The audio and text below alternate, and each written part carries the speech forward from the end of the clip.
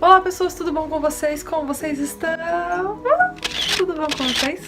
Vocês estão legais, vocês tiveram um bom final de semana, vocês aproveitaram bastante. Fez muita chuva em São Paulo, meu Deus do céu. Mas foi bom pra assistir muito filme, foi bom pra descansar. Menos pra mim, porque eu fiquei escrevendo a minha tese pra variar, porque, né, vida de mestrado. E aí hoje eu vim aqui pra falar sobre um tema que eventualmente eu ia acabar falando aqui, que, né, é o tema da minha tese, então eu tenho que saber falar bem dele. O tema de hoje é Zika vírus. Meu Deus, eu finalmente vou falar sobre Zika vírus. Finalmente vou falar... Meu Deus, nem acredito que estou falando sobre Zika vírus. Vamos começar então. Eu vou ser bem breve, vou falar coisas simples, básicas, rápidas e um pouco do que eu faço, estudo e do que eu publiquei na Nature no ano passado. Sim, eu tenho uma publicação numa revista científica de grande impacto. Antes de mais nada, tipo, o Zika vírus ele não é um vírus que apareceu assim do nada no Brasil e chegou a fazer um baita de um escarcéu. Ele é um vírus que apareceu lá na floresta de Zika, lá em Uganda, lá na África, e ele foi detectado lá em 1947. Só que só descobriram em 1952 em humanos.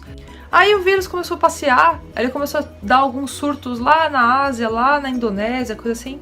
E aí, dando a volta ao mundo, ele chegou no Brasil em 2015, quando começou a dar aqueles surtos de microcefalia que ninguém tava entendendo absolutamente nada, só tava vendo que o negócio tava, tipo, fazendo crianças nascerem com a cabeça menor do que deveriam. A transmissão, todo mundo já sabe, é causada por aquele mosquito maldito que é o Aedes aegypti. Por favor, não pronunciar Aedes, e sim Aedes aegypti, porque nós estamos falando um nome em latim. Esta criança, ela é, sei lá... Ela é uma bomba de destruição em massa. Ele transmite não só Zika, mas também dengue, chikungunya. E basicamente assim, para o bagulho ser transmitido, você precisa ter muita água, tipo, parada. E assim, se você acha que o mosquito demora muito para poder se proliferar, você está enganado.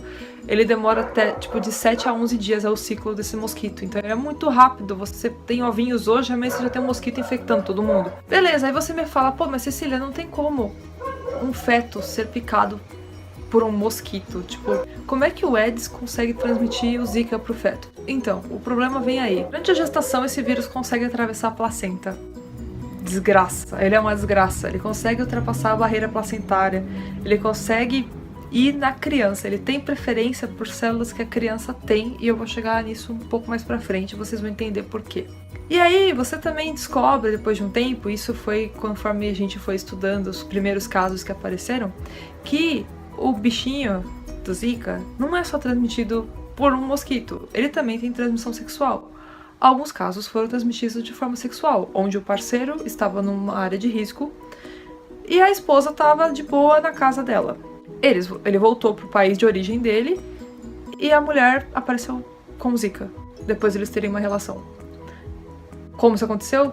Exatamente. Até por transmissão sexual a Zika aparece. E é a desgraça dos sintomas, né? Porque os sintomas do Zika parecem muito uma gripe. Então, tipo, você às vezes nem... Ou se você tiver sintoma, né? Porque às vezes você nem tem sintoma e você passou desapercebido, tá lá, de boinha, achando que não tem nada, mas na verdade você tá sendo uma bomba de vírus passando pra todo mundo que tá pegando aí. Mas se você tiver algum sintoma, tipo, a febre normalmente é baixa. O que difere da dengue. Normalmente dengue te dá febre alta. Então... dá pra você tentar diferenciar uma coisa da outra, mas é difícil só por uma febre. Você sente muita dor nas articulações e às vezes pode inchar um pouco. Aquela dor muscular que você sente, aquela dor no corpo, sabe? Aquela sensação de dorzinha assim, então, isso também dá. Dor de cabeça e dor atrás dos olhos. Tipo, atrás dos olhos, você fica, parabéns! Sabe aquela dorzinha que dá bem aqui atrás do olho, que você fica, tipo, meio, ai, que dorzinha. Então, é aquela dorzinha que dá. Erupções cutâneas, tipo, às vezes pode dar uma coceira, pode dar, tipo, e assim... são coisas que dão, que não é que nem as manchas vermelhas da dengue, são coisas diferentes, são tipo uns machucadinhos, assim, e coçam muito, muito, muito. As manchas vermelhas da dengue são manchas mesmo, literalmente manchas. Na Zika, não, tipo, parece meio uma alergia, assim. E conjuntivite. Só que é uma conjuntivite diferente, porque você não tem secreção. Seu olho vai ficar vermelhão e tal, mas você não vai ter aquela secreção nojenta da conjuntivite. E aí vem o BO, né? Porque esses sintomas podem durar de 2 a 7 dias. Você pode achar que é uma gripe forte, você pode achar que é uma alergia, você pode achar que é uma virose, você pode achar várias coisas. Mas assim, quando eu falo virose, tipo, Zika vírus é um vírus, eu sei, mas tipo, virose é daquelas que você tem zoadinha assim de comer uma coisa e de repente passou, sabe? E como qualquer vírus, não tem como tratar. Você vai tratar só aqueles sintomas. Então, se você tem febre, você vai tratar pra você dar uma baixada naquela febre. Se você tiver, tipo, alguma dor muscular, você vai tomar um remédio pra dar uma acalmada naquela dor. Você não vai ter nenhum remédio de fato que, tipo, arranque o Zika vírus de você. Existem estudos, etc., que estão tentando descobrir um remédio, alguma coisa que dê opa, isso aqui dá pra dar uma diminuída nesse vírus aqui no corpo dessa pessoa, mas são testes. Com tudo isso explicado, vem aquilo que eu falei mais cedo. Meu grupo que eu trabalho, no laboratório, fez uma pesquisa e chegou no resultado que foi impactante, que todo mundo, tipo, surtou, que foi notícia no Jornal Nacional, que foi notícia, tipo, fantástico. Porque o grupo que eu trabalho conseguiu correlacionar a existência do Zika causando microcefalia. Então, nós comprovamos que o Zika causava microcefalia. Como que a gente conseguiu comprovar isso? Quando a gente começou a ter os casos, a gente percebeu, ok, tem alguma coisa que o bebê tem que a mãe não tem mais. Isso faz com que o Zika vá para aquele lugar. Ou seja, ele vai de intrometido onde ele não deveria, porque ele ultrapassa a barreira placentária, mas tudo bem. Então nós pensamos, o que o bebê tem que a mãe não tem mais? Isso no cérebro, tá? Pensamos, bom, o bebê ainda tá em formação, o cérebro dele ainda tá em formação. A cabeça dele ainda não tá 100% formada, ele não tá 100% maduro, então nem os neurônios estão maduros ainda. Ou seja, o que a gente tem? Nós temos células que a gente chama de NPC, que são células-tronco, só que são células-tronco que já estão tendendo a virar neurônio. Falamos, bom, as mães não têm os cérebros atacados, os bebês têm o cérebro atacado. Se os bebês têm essa célula NPC, o que acontece se eu pegar o vírus e jogar em cima dessas células? Foi um desastre.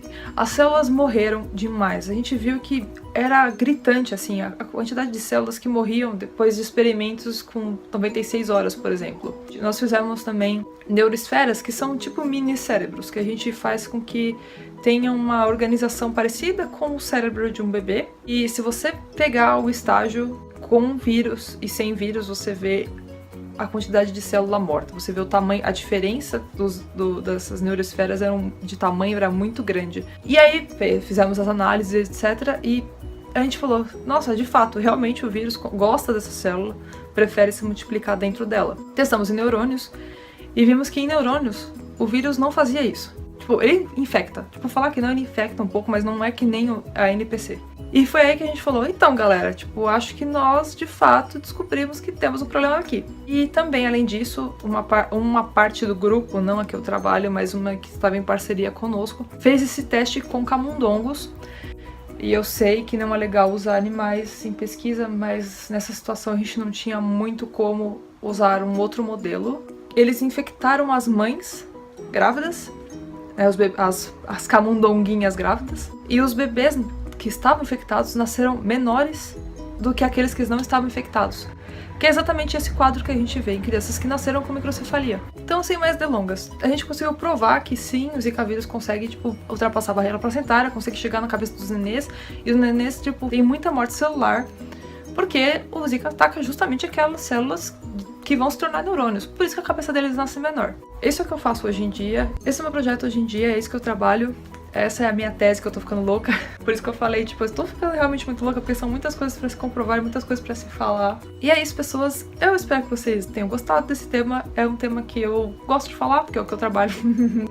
Simples assim, sinto muito por vocês. Se vocês gostaram desse vídeo, não se esqueçam de dar joinha, por favor, se inscrever e compartilhar. E se vocês tiverem alguma pergunta, tipo, vocês podem mandar pelo meu Twitter, vocês podem mandar pelos comentários do vídeo, vocês que decidem por onde vocês querem mandar. E eu fiz um vídeo, tipo, fofinho, bonitinho, mostrando um unboxing de uma coisinha que chegou. Eu fiquei muito feliz, porque, tipo, eu estava muito ansiosa pra mostrar esse vídeo, meu Deus do céu. E se vocês precisarem de qualquer coisa, é só vocês mandarem um oi.